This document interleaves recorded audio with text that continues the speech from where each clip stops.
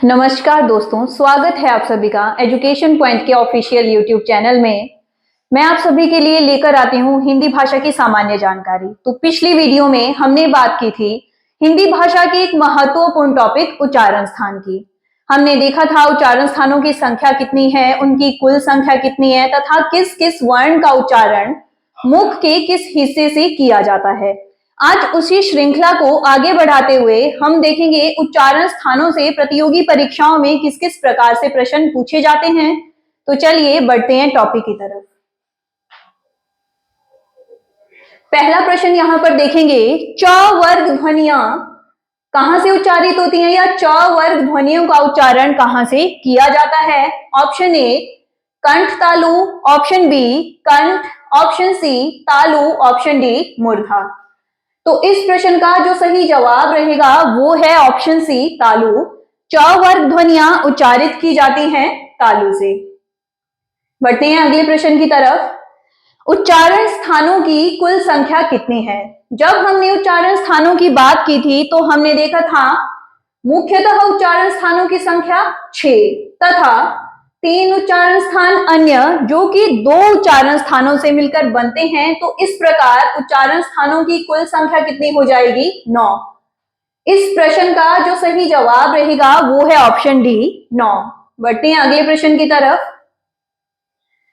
प वर्ण का उच्चारण स्थान है कंठ, ऑप्शन बी तालु, ऑप्शन सी दंत और ऑप्शन डी उपरोक्त में से कोई नहीं। तो ये जो प वर्ग है, जब हम वर्ग के अनुसार देखें क, च, ट, त और प। क कंठ, च वर्ग तालु, ट वर्ग मूर्धा, त वर्ग दंत और प वर्ग ओष्ठ से उच्चारित किया जाता है। तो इस प्रश्न का जो सही जवाब रहेगा वो है ऑप्शन डी उपरोक्त में से कोई नहीं, क्योंकि प वर्ग का उच्चारण किया जाता है ओठ से, जो कि यहाँ ऑप्शन में लिखा हुआ नहीं है। तो इसका जो सही जवाब रहेगा ऑप्शन डी उपरोक्त में से कोई नहीं। बढ़ते हैं अगले प्रश्न की तरफ। दंतोष्ठ से उच्चारित होने वाला वर्ण है। पिछली वीडियो में हमने बात की थी कि किस किस वर्ण का उच्चारण कहां से किया जाता है। तो दंतोष्ठ से उच्चारित किया जाने वाला एकमात्र वर्ण है व। तो इस प्रश्न का जो सही जवाब रहेगा ऑप्शन डी व। ध्यान रखिएगा दंतोष्ठ से एक ही वर्ण का उच्चारण होता है जो कि अंतस्थ वर्णों में यानी य, र, ल और व में आखिरी वर्ण है व, जिसको कि अर्ध स्वर भी कहा जाता है। इसका उच्चारण किया जाता है दंतोष्ठ से। तो इसका जो सही जवाब रहेगा ऑप्शन डी। बढ़ते हैं अगले प्रश्न की तरफ। दिए गए वर्णों में विषम वर्ण का चयन करें।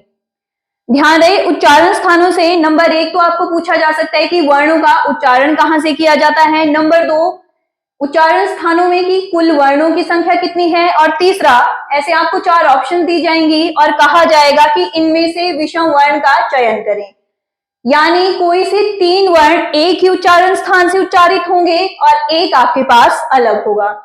तो इसका जो सही जवाब रहेगा ऑप्शन ए ट। बाकी र, श और श तीनों ही उच्चारित किए जाते हैं। क वर्ग उच्चारित होता है कंठ से। च, ट, त और प इसी श्रेणी में ये तालु, ट मूर्धा, त दंत और प ओष्ठ। ये जो आपके पास र, श और स उच्चारित किए जाते हैं, र का उच्चारण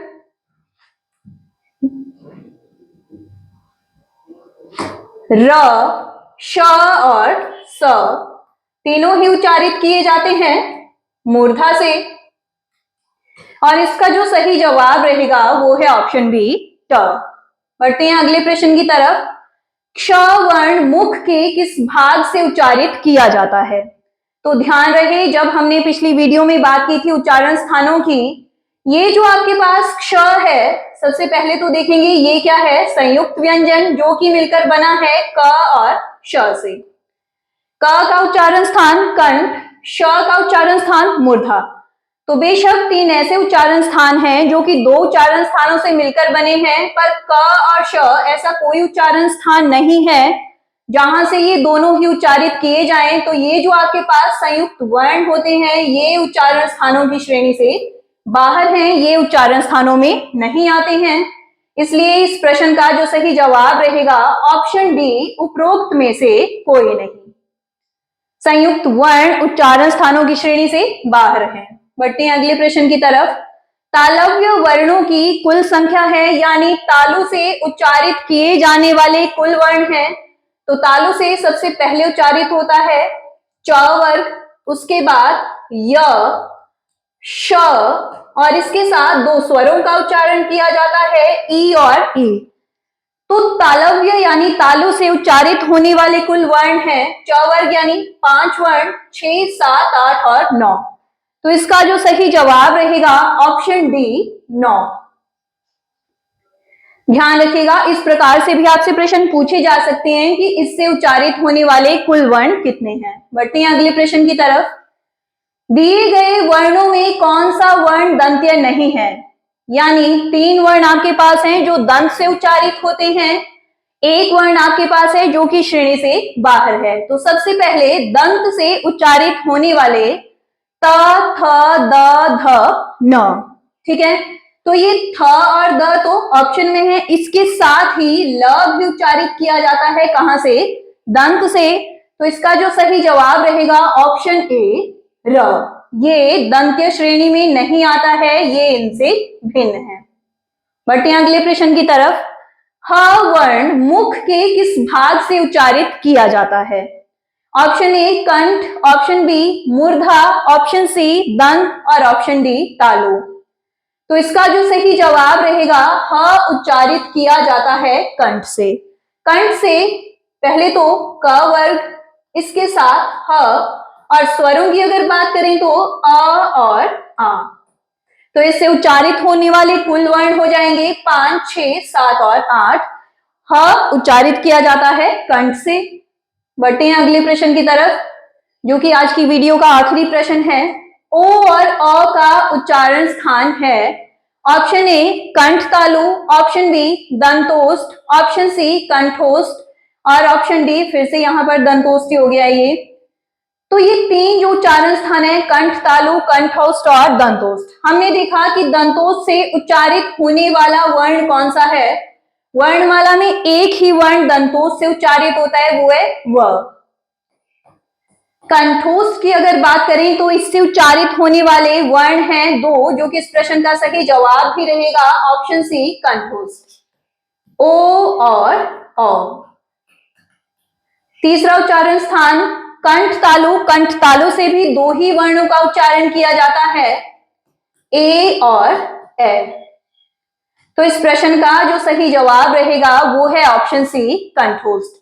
तो ये थे उच्चारण स्थान से पूछे जाने वाले कुछ एक प्रश्न।